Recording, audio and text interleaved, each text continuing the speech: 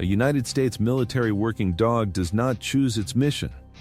It goes wherever it is sent, whether that means searching for a hidden bomb, tracking an armed insurgent through the darkness, or being the very first living thing to enter a building where someone inside may already be waiting with a weapon. These are not support roles. They are some of the most dangerous assignments on the battlefield. Jobs so demanding and so inherently risky that many soldiers would have no interest in trading places. Today, we're counting down the 10 most terrifying jobs a military K9 can be assigned in combat, starting with the role that sounds the safest on paper and ending with one so dangerous that most people outside the special operations community have never heard it explained in detail. Before we count these down, drop a comment. Which job do you think is the single most dangerous role a military K9 can be given in combat? Take a guess, and let's see if you're right by the end of this. Number 10. Vehicle checkpoint searches. It sounds almost routine compared to what is coming on this list, but vehicle checkpoint searches put a military working dog in close. Repeated contact with one of the most common and most lethal threats in modern combat, a vehicle-borne, improvised explosive device. At checkpoints across Iraq and Afghanistan, dogs were sent to search incoming vehicles for hidden explosives before those vehicles were allowed anywhere near a base, a convoy, or a gathering of troops. The dog has no way of knowing, walking up to any given vehicle, whether this is a routine search or the one time the vehicle in front of it has been rigged to detonate the instant a search begins. Every single search carries that possibility, and a dog performs hundreds of them across a single deployment. What makes this job genuinely unnerving is the sheer repetition. A bomb disposal technician approaches a confirmed device with extreme caution and extensive preparation. A checkpoint dog approaches every vehicle the exact same way, because it has no way of knowing in advance which one is dangerous. The job demands total consistency under conditions where complacency is the single greatest risk, and these dogs maintain that consistency search after search, day after day, because that is exactly what their training was built to produce. Number 9. Sentry and perimeter duty in hostile territory. Sentry duty might sound like the least eventful job on this list, but standing perimeter watch at a forward operating base in hostile territory means a dog is functioning as the first line of detection against an enemy that has every incentive to approach under cover of darkness, using whatever method minimizes the chance of being seen by a human sentry. Military working dogs assigned to perimeter security are relied upon precisely because their senses pick up what human guards cannot. These include movement, scent, and sound at distances and in conditions where human perception simply fails. That responsibility means a sentry dog is often the first, and sometimes the only early warning an entire base receives that something is wrong. The historical case that defines this role is Nemo, a German Shepherd sentry dog who in 1966 in Vietnam detected an inbound Viet Cong element attempting to overrun an airbase before any human guard had registered the threat. Nemo alerted his handler, a firefight broke out, and Nemo was shot through the eye during the engagement. He lost an eye, but he did not stop fighting. Security forces that night engaged roughly 60 enemy combatants and stopped the assault, directly because one dog refused to let an entire base get caught off guard. That is what sentry duty actually demands when the worst-case scenario arrives. Number 8. Silent scout and ambush detection. Scout dogs are trained to walk ahead of an advancing patrol and detect snipers, ambushes, and concealed enemy positions, and they are trained to do it in complete silence. A scout dog does not bark to signal danger. It cannot, because barking would announce the patrol's position to whatever threat it just detected. Instead, these dogs are trained to alert through subtle physical signals like a stiff pose, a specific ear twitch, or a frozen stance that an experienced handler learns to read instantly.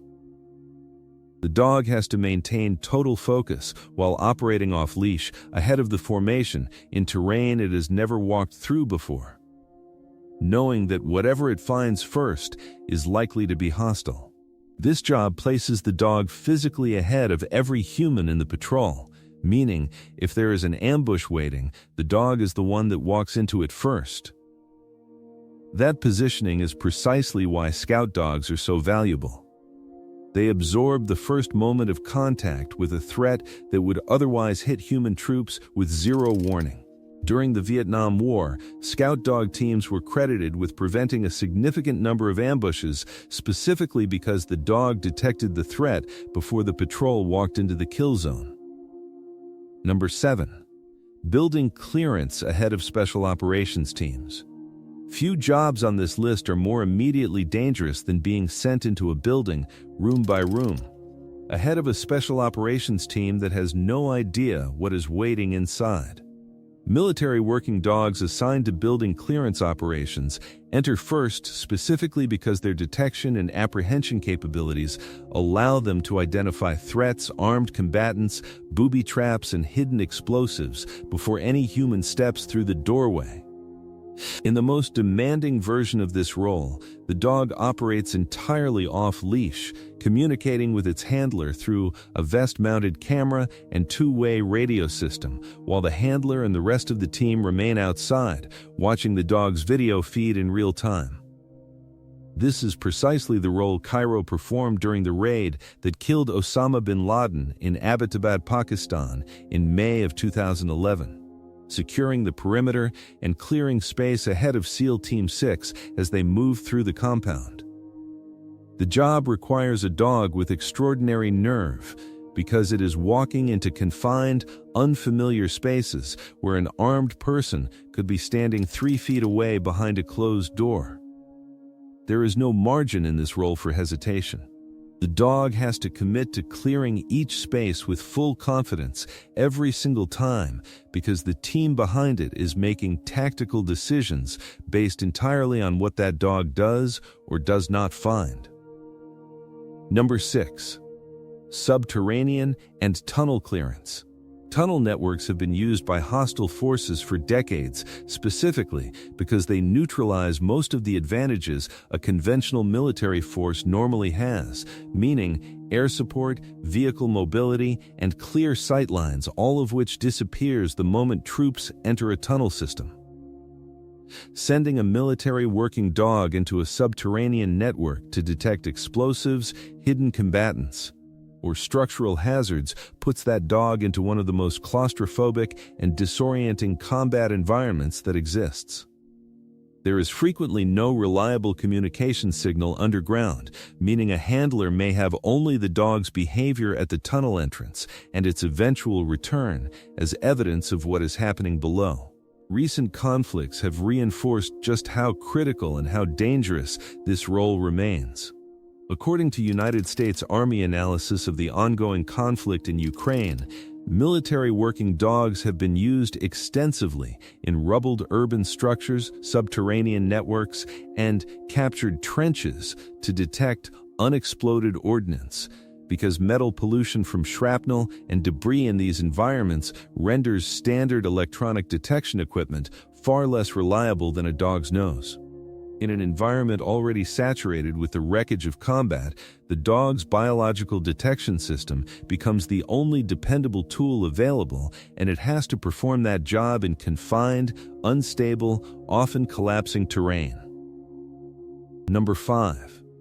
Airborne insertion into active combat zones. Few images better capture the reality of modern special operations than a military working dog strapped to its handler thousands of feet above the ground, exiting an aircraft and parachuting directly into hostile territory. This capability dates back further than most people realize, during the D-Day invasion in June of 1944. Military working dogs jumped with the British 6th Airborne Division as part of Operation Overlord after spending months training to ignore aircraft noise, explosions, and gunfire before being cleared for parachute drops. Those dogs detected hidden German positions and booby traps that human scouts could not. providing an early warning system credited with saving Allied lives in the earliest, most chaotic hours of the invasion. Modern special operations dogs continue this exact role, now equipped with oxygen masks and specialized harnesses for high-altitude jumps that allow them to descend silently into denied airspace alongside their handlers. The dog has no control over the jump itself. It is entirely dependent on its handler and its equipment functioning correctly thousands of feet above hostile ground, descending into an environment it cannot see clearly until the moment its paws touch down, at which point it is immediately expected to function at full operational capacity, in total darkness, in a location that may already be under threat. Number 4. Direct apprehension of armed combatants. Patrol and apprehension work places a military working dog into direct physical contact with an armed hostile individual. It includes running at full speed toward a person who may be holding a weapon, with the explicit goal of physically stopping that person before they can use it. A military working dog's bite force is substantial enough to incapacitate a grown adult almost instantly. But reaching that target means the dog has to close distance across open ground, fully exposed, while the person it is engaging has every opportunity to turn and fire before contact is made. This is precisely the role that cost Kuno, a Belgian Malinois serving with British Special Forces, 2 gunshot wounds during a raid on an Al-Qaeda compound in Afghanistan in 2019. The assault team was pinned down by a machine gun position holding the entire formation in place. Kuno was deployed. He sprinted across an open courtyard under direct fire and engaged the gunmen, taking 1 bullet in each rear leg in the process, but continuing the engagement until the threat was eliminated. He survived, lost part of 1 rear paw, and was later awarded the Dickin Medal, the highest honor a military animal can receive. That is the apprehension role in its most extreme form, and dogs perform versions of it across nearly every modern conflict the United States and its allies have fought. Number 3. Route clearance through active IED corridors. Route clearance is the job most directly responsible for the staggering number of American and Allied lives saved from improvised explosive devices across 2 decades of conflict in Iraq and Afghanistan, and it is also one of the most psychologically demanding jobs on this entire list, precisely because of its repetition. A route clearance dog walks ahead of a convoy or patrol, searching every meter of ground along a road that intelligence suggests may have been mined with hidden explosives. There is no way to know which specific stretch of road is dangerous until the dog either finds something or does not. The dog performs this exact task over and over for the entire length of a deployment, knowing in whatever sense a dog can know that the next step could be the one that matters. The statistics behind this role are sobering and clarifying at the same time. The United States military spent $19 billion over 6 years attempting to build a machine that could match a dog's roadside bomb detection capability. And the best technology that program produced topped out at a 50% find rate. Trained dogs performing route clearance achieved roughly 80%. That gap, multiplied across thousands of patrols over 2 decades of war, represents an enormous number of devices found before they detonated, and an enormous number of dogs that walked that exact stretch of dangerous ground first, every single time, so that the soldiers behind them did not have to. Number 2. Hostage rescue and high-value target operations. When Special Operations Forces conduct a hostage rescue or a raid against a high-value target, the dog assigned to that mission carries stakes that few other roles on this list can match, because the margin for error is effectively zero, and the cost of a mistake is measured in human lives on both sides of the operation. These missions combine nearly every danger already covered on this list into a single compressed, high-intensity event. building clearance in total darkness, direct apprehension of armed combatants, explosive detection under extreme time pressure, and the possibility of airborne insertion. All happening within minutes, with hostages or high-value targets whose location and condition are not fully known until the dog and the team are already inside. This is, again, the category of mission Cairo performed in Abbottabad, but it represents an entire category of operations that Special Operations K-9 teams train for specifically, repeatedly. Because these are the missions where a dog's unique combination of detection, apprehension, and silent communication capability genuinely cannot be replaced by anything else the military has. The dog has to perform flawlessly under conditions of total unpredictability, in an environment its handler cannot fully see, trusting equipment and training built across months or years of preparation to get the job right in the few critical minutes when it actually matters. Number 1. Solo off-leash operations in denied, unknown territory. The single most dangerous job a military working dog can be assigned is solo off-leash operation deep inside denied or unknown enemy territory. It includes clearing a structure, searching a tunnel network, or conducting reconnaissance entirely on its own, completely separated from its handler's direct physical presence, relying solely on training, instinct, and a vest-mounted camera feed to communicate what it finds. This is the role that the Army's own doctrine on large-scale combat operations identifies as uniquely valuable precisely because it preserves human life by keeping soldiers out of the most lethal unknown spaces. But that same value is what makes it the most dangerous job a dog can be given. The dog is, quite literally, the only living thing inside an environment that nobody fully understands yet. What separates this role from everything else on the list is the complete absence of immediate human support. In building clearance, the handler is typically close behind.